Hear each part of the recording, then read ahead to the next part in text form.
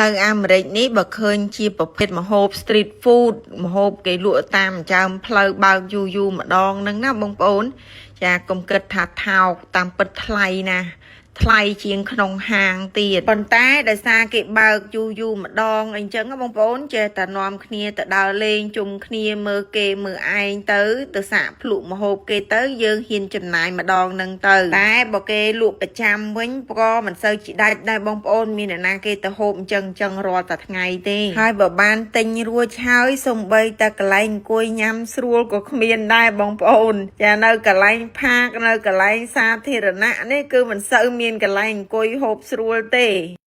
ដល់វគ្គដើរផ្សាររាត្រីនៅខាងរដ្ឋ Florida ទៀតហើយបងប្អូនផ្សាររាត្រីនេះគឺថាមានរាល់តែខែហ្នឹងបងប្អូនអើយប៉ុន្តែគាត់ថាខ្ញុំនេះអត់សូវបានដើរទេយូរបានដើរម្ដងហើយលើកនេះដើរមករៀងឆ្ងាយទៀតនៅម្ដុំខាង Saint Pete ខ្ញុំនេះក៏មានផ្សាររាត្រីដែរប៉ុន្តែអត់ចូលទេមកចូលនៅឯផ្សាររាត្រីនៅខាងសារាសតាណាជីពីផ្ទះមកបែបជាប់ចិត្ត1ម៉ោងផ្សាររាត្រីនេះមិនមែនផ្សាររាត្រីរបស់អាកាំងទេបងប្អូនគឺផ្សាររាត្រីរបស់អាស៊ីយើងនឹងឯងដែលគេប្រជុំគ្នាលក់គេលក់ប្រភេទម្ហូប street food ដែលគេលក់ដូចនៅ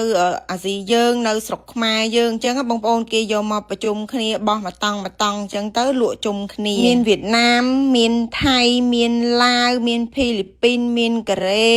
តែខ្ញុំដូចជាអត់ឃើញខ្មែរយើងលក់នៅកន្លែងនេះបងប្អូនខ្ញុំដើរមកយប់មិញដែរតែដូចអត់ឃើញគេមានលក់ម្ហូបលក់ទ្រីងលក់អីហ្នឹងគឺច្រើនមែនតើបងប្អូនប្រភេទម្ហូបបាយដែលគេលក់នៅតាម street food ស្រុកយើងណាហើយបើអ្នកទៅដើរអញ្ចឹងផងដើរទិញម្ហូបភ្លក់ម្ហូបនេះអាស៊ីយើងមិនសូវប្រមាណទេបងប្អូនឃើញមានមិនច្រើនទេប៉ុន្តែបើថាអាកាំងវិញគឺចូលលក្ខណៈ 70% អាកាំងសបោអាកាំងដើរភ្លក់ម្ហូបអាស៊ីយើងណាបងប្អូនម្ហូបទាំងអស់ហ្នឹងភាគច្រើនសិតតែប្រភេទអាំងប្រភេទដុតកលេចពីចងាយមកក៏ឃើញផ្សែងហុយដលូមដែរបងប្អូនគ្រាន់តែជីកកាត់ឬក៏ដើរគីនិយាយពីឈ្ងុយនោះឈ្ងុយសាច់អាំងឈ្ងុយអីចឹងណាបងប្អូនជះតាមផ្លូវមកគេមានលក់នំលក់បង្អែមលក់ម្ហូបដែលគេធ្វើតាមជាតិសាសន៍មួយមកគេយកមកប្រជុំគ្នាលក់អញ្ចឹងបងប្អូនដល់តែឃើញអញ្ចឹងបងប្អូនគិតយូរទៅបន្តិចទៀតអាកាំងលែងចេះហូបម្ហូបអាកាំងហើយចូលចិត្តម្ហូបអាស៊ីវិញហើយព្រោះអីខ្ញុំឃើញអាកាំងភាគច្រើនឥឡូវចូលចិត្តដើរភ្លក់ម្ហូបអាស៊ីយើងមែនតែនហើយញ៉ាំពេញមាត់អត់មានថាអូញ៉ាំទៅរសជាតិចេះចុះសួរទៅសិតតែឆ្ងាញ់ហើយចង់ញ៉ាំទៀតប៉ុន្តែម្ហូប street food នៅស្រុកអាកាំងនេះថ្លៃជាងនៅក្នុងហាងបងប្អូននៅស្រុកយើងធ្លាប់តែឃើញគេលក់នៅក្នុងហាងអីរៀងថ្លៃអី street food វារៀងធូរថ្លៃហើយគេលក់ច្រើនហើយធូរថ្លៃតែមកនេះអត់ទេបងប្អូនទៅជាអាហារ street food ហ្នឹងថ្លៃមែនតើដោយសារតែផាកនេះมันជាធំអីណាទេបងប្អូនដល់ទៅពេលយើងទិញហើយអញ្ចឹងអង្គុយតាមបងតាមអីហ្នឹងអង្គុយញ៉ាំត្រៀបអ្នកដែលចូលចិត្តដើរភ្លក់ម្ហូបនេះម្ហូបនោះបោះសាសគេចាគឺមកកន្លែងនេះត្រូវហើយបងប្អូនព្រោះអីគេលក់គ្រប់ជាតិសាសជាពិសេសអាស៊ីយើងនឹងឯងគ្រប់ជាតិសាសគេមកប្រជុំគ្នាលក់អញ្ចឹងបងប្អូនចង់ដើរភ្លក់ម្ហូបថាសាសនេះរសជាតិម៉េចសាសនេះរសជាតិម៉េចហើយគេធ្វើម្ហូបម៉េចអីមកកន្លែងនេះមកអត់ខុសចិត្តទេហើយម្ហូបគេបើថាមើលទៅគឺតំណងចង់សាកតែម្ដងផ្សាររាត្រីកន្លែងនេះគឺគេបើក3ថ្ងៃបងប្អូនដើរតាំងពីថ្ងៃសុក្រមកម្លេះចាសុក្រសៅរ៍អាទិត្យចានៅសល់ថ្ងៃនេះមួយថ្ងៃទៀតគេបើកចាប់ពីម៉ោង2ពេលថ្ងៃយើងរហូតដល់ពាក់កណ្ដាលអាត្រៀតបងប្អូនមិនចប់ចាបងប្អូនណាគាត់ចង់ទៅឬក៏ចង់ទៅសាកម្ហូបនៅនឹងចាអាចមើល address នៅក្រោមវីដេអូបានចាំខ្ញុំដាក់ address នៅក្រោមវីដេអូហ្នឹងបញ្ជាក់ថាថ្ងៃនេះគឺជាថ្ងៃចុងក្រោយហើយព្រោះអីយប់ថ្ងៃអាទិត្យហ្នឹងគឺថ្ងៃចុងក្រោយហើយឃើញសាច់ចកៈអីគេនេះថ្លៃបងប្អូនចាមួយចកៈហ្នឹងសិតតែ$12ប៉ុន្តែមួយចកៈហ្នឹងសាច់ច្រើនខ្លាំងមែនតើអេករ៉ូមួយអី$4 $5ប៉ុន្តែធំខ្លាំងណាគិតទៅនៅស្រុកអាកាំងនេះគេហូបសាច់ហូបរបស់ធំច្រើនណាបងប្អូនបើនៅអាស៊ីយើងវិញណា ចាសាច់មកចកៈហ្នឹងសឹងតែហូបមកគ្រួសារព្រោះអីមកចកៈហ្នឹងជាប់ចង់កន្លះគីឡូសាច់ទៅផ្សាររាត្រីកន្លែងនេះលុយសុទ្ធក៏គេយកកោះកាតក៏គេកោះដែរបងប្អូនប៉ុន្តែកោះកាតគេគិតហ្វីបើចាយលុយសុទ្ធចំណេញគេអត់គិតហ្វីអត់គិតតាអីទេតម្លៃរបស់គេម៉ានយកប៉ុណ្ណឹងទៅតែបើយើងប្រើកាតយើងអត់យកលុយសុទ្ធទៅគឺគេឆូចហ្វីឆូចតាក់យើងខ្លះចឹងណាសម្រាប់ពួកខ្ញុំចូលចិត្តដើរភ្លក់ម្ហូបចឹងបងប្អូនពាក្យច្រើនឲ្យតែពេលគេបើកផ្សាររាត្រីចឹងច្រើនទៅនេះទៅនោះចង់ទៅភ្លក់ម្ហូបគេជីវិតអ្នក Florida មានអីទេបងប្អូនដោយសារតែសបូអាស៊ីនៅរៀងច្រើនដែរអញ្ចឹងទៅរឿងផ្សារមេឃផ្សាររាត្រីឬមួយក៏ flea market អីហ្នឹងណា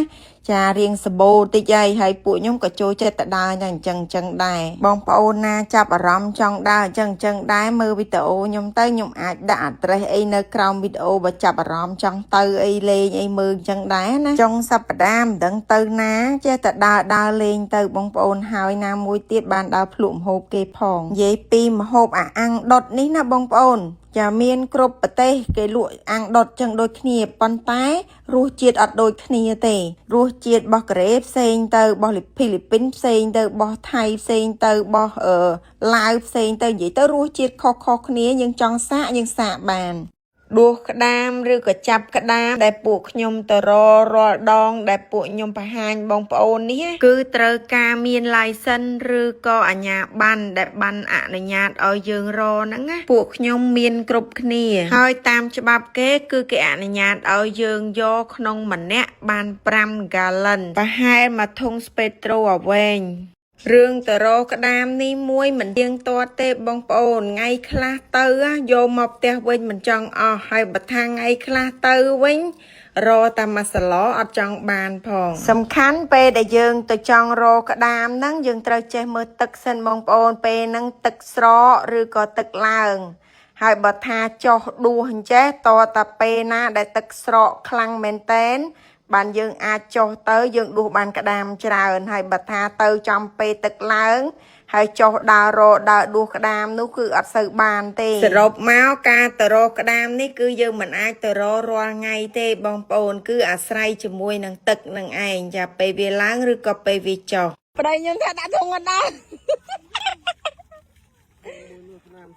ម៉ែបងច្រើនឡើយវ៉ាអស់ហើយណាមកឌូរួយអាធំហ្នឹងអើយឡើងពេញធុងដាក់លេងអស់បានហើយអូយកថងច្រកក្តាមសក់សិនចាំម៉ែចាក់ចូលនោះហ៎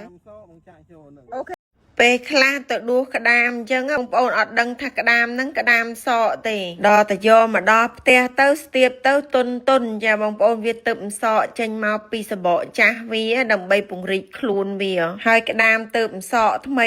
អញ្ចឹងគឺថាចំណុចណានៃខ្លួនវាក៏ទុនដែរហើយក្តាមសក់ដែលយើងរកបានមកបើយកទៅធ្វើអីឆ្ងាញ់នោះគឺបំពងម្សៅឆ្ងាញ់ណាស់បងប្អូនប្រឡាក់ម្សៅបំពងហើយញ៉ាំបានទាំងមូល